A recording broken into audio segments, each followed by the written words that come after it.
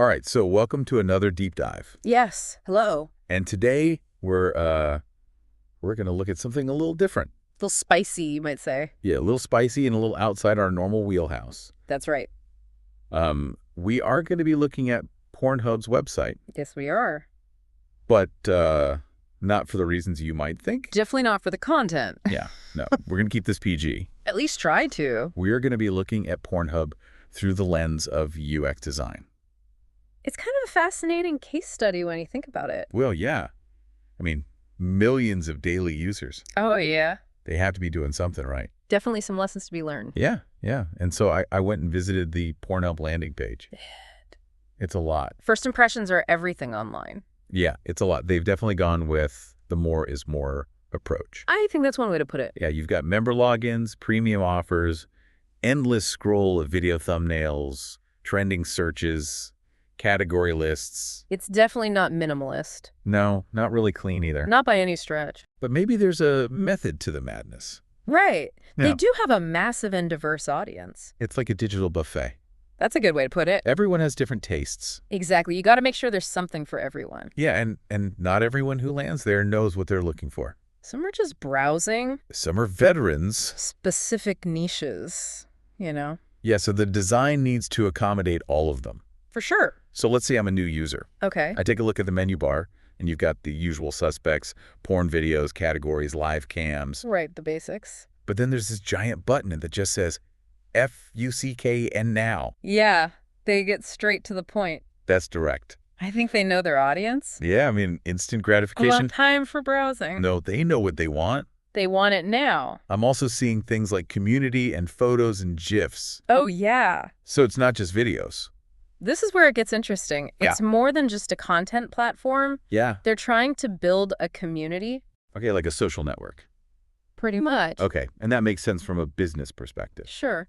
The more time users spend on the site. The more opportunities to generate revenue. Ads, premium subscriptions, you know, the whole 9 yards. All right, so let's dive into the porn video section. Okay, the heart of the beast. Yeah. Categories for recommended, hottest, most viewed, Makes sense. popular homemade, shorties. You see how they're segmenting the videos. Yeah. Not just by genre. By engagement, production value. Right. Popular homemade versus verified models. Attracts a different audience. Absolutely. And then there's this ever-present trending searches section. Oh, yeah. Always got to stay up to date.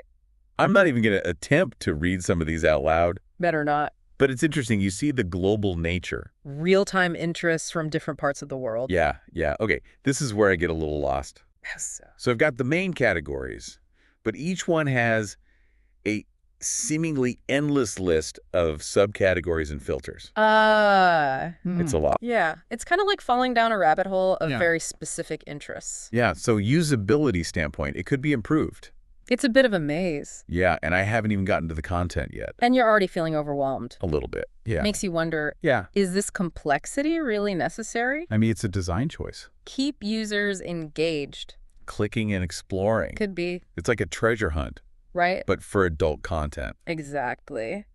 But speaking of treasure hunts, we can't ignore the Pornhub premium ads. Oh, yeah, they're everywhere. Banners, pop-ups, little teasers It's like they're playing whack-a-mole. with premium memberships. Yeah, I get that they want to push the paid version. Sure. But does it have to be so in your face? Well, let's analyze their tactics here. Okay. They use phrases like unlock the full Pornhub experience or no more ads, just pure pleasure. Yeah, they're appealing to that instant gratification. Definitely playing on that fear of missing out. Like that banner that says, watch this exclusive video only on Pornhub Premium. Oh, yeah. But you can try it free for 7 days. Classic marketing tactic. It's dangling the carrot. The foot in the door technique. Yeah. You get a small commitment. Like a free trial increases the likelihood of a larger purchase later on Right, and they're constantly reminding you what you're missing out on.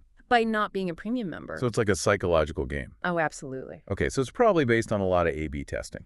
I'm sure they've experimented with a lot of different approaches. And they found that this aggressive, in-your-face style, Yeah. it's what gets the most conversions. Even if it sacrifices some user experience. So it's annoying but effective. Seems to be working for them. Okay, but from a design perspective, Right. there are more elegant ways to promote a premium service. Oh, for sure. Instead of bombarding users with pop-ups, Yeah. they could integrate premium features more subtly within the content. Highlight a few exclusive videos, maybe. At the top of the page. Upgrade to unlock. A little subtlety. Yeah, But maybe subtlety isn't in Pornhub's brand DNA. that's a good point. Yeah. Their brand is kind of built on this over-the-top, unapologetic approach. Yeah. It's part of their identity. Okay, so maybe the premium marketing is working, even if it's a bit much. Right. But let's shift gears. Okay. Talk about the community section. Okay. This is where I was genuinely surprised. Really? Yeah, there's a community feed, top members, even a section for newest verified girls, guys, and couples. Oh, wow. It's like a whole social network within the site. It is, yeah, like we mentioned earlier, Yeah. this blurring of content consumption and social interaction. Yeah. It's a trend we see across a lot of online platforms. But why would a site like Pornhub invest in community features That's a good question. to keep users engaged? It's got to be a combination of things. Yeah. Increased engagement, reduced bounce rate, Yeah. foster a sense of loyalty. If you feel like you're part of a community, you're more likely to stick around. Right, exactly. But the execution could use some work. How so? It feels a bit like a relic from the early days in the internet, I know what you mean. like those old school forums. Yeah, functional but not particularly engaging. They could learn a lot from places like Reddit or Discord. Oh, yeah. They've mastered the art of community building. For sure. Imagine subreddit-style communities for different niches. Oh, that'd be interesting. Users could discuss their favorite performers, Share tips. create their own content. Right. That'd be Yeah. way more engaging than just a generic community feed. Yeah, and it could provide a platform for healthy discussions about sexuality, Oh, yeah. relationships, Mm-hmm. consent. For sure. Okay, so let's put on our UX designer hats. Talk about the overall look and feel of the website. Okay, shoot. Is it visually appealing? Is it easy to navigate? Be honest. Yeah. Honestly, it's a mixed bag. Okay. The heavy use of black and orange is a bit harsh on the eyes. Okay. The font choice feels dated.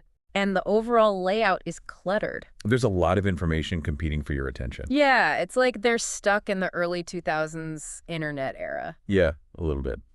They could benefit from a design refresh. Like what? A more modern color palette, Okay. a cleaner font, Yeah. more streamlined layout, Okay. Tone down the marketing a bit. maybe just a tad. So if we were to give Pornhub a design makeover, A makeover. what would be our top recommendations? First and foremost, declutter and streamline. Okay. Use white space more effectively. Yeah. Guide the user's eye to what's important. And maybe hire a good graphic designer. Oh, definitely. And maybe a UX consultant. Someone to help improve the navigation. The overall user flow. Yeah, make it a little easier to use. It's like they built a mansion with 1,000 rooms but forgot to include a map. That's a great analogy. Yeah. Highlights the importance of user-centered design. It's not just about aesthetics. No, it's about making it easy and enjoyable to use. Okay, so we've critiqued the design, the marketing, the navigation. We have. But even with all its flaws, Right. you have to admire the scale and success of Pornhub. Absolutely. They've clearly tapped into something primal. Yeah, they understand human psychology and user behavior. For sure. Okay, so we've had a good laugh at Pornhub's expense. We have. But they are a global phenomenon. That's true. They're doing something right. Absolutely. Their design might not be winning awards, Right. but they've clearly mastered certain aspects of user psychology. And online engagement. Right. Like what can we learn from them? Well, Even if we're not building adult websites. sure. I think one key takeaway is the power of personalization, Okay. catering to niche interests. Right. Pornhub offers an overwhelming amount of content, but it's carefully categorized And it's altered. to help users find exactly what they're looking for. There's something for everyone. Taken to the extreme, Yeah. right? And while their navigation could be improved, the sheer volume of options ensures that every user can find something. That appeals to them. Pretty much. They've also tapped into the power of community, Yeah. even if their execution could use a little polish. Right. Creating a sense of belonging and shared experience. Yeah. Powerful way to keep users engaged. Coming back for more. And let's not forget the brilliance of their marketing tactics. You mean the constant bombardment of premium offers? That's the one. Yeah. It might be annoying, Yeah, but it's undeniably effective. it is. They understand the psychology of instant gratification, And FOMO. and they leverage it masterfully. So even if we don't agree with their design choices, We can still learn from their strategies. absolutely. It's about understanding what drives user behavior, Yeah. applying those insights to our own projects. Even if it's in a completely different context. Exactly, maybe just with a bit more subtlety. And design finesse. A little bit, yeah. So I think the key takeaway here is that there is no one-size-fits-all approach to UX design. Right. It's all about understanding your audience, Their needs. their motivation. And being willing to experiment. Yeah. Push boundaries. Break a few conventions. If it means achieving your goals. So the next time you're browsing the web, Yeah. take a moment to appreciate the thought. Or lack thereof. That goes into the design of every website. Even the ones that make you cringe. You never know what unexpected insights you might glean. That's true. Well, this has been an unexpectedly insightful And somewhat hilarious. deep dive. It has been. It just goes to show. What's that? There are valuable lessons to be learned everywhere, Everywhere.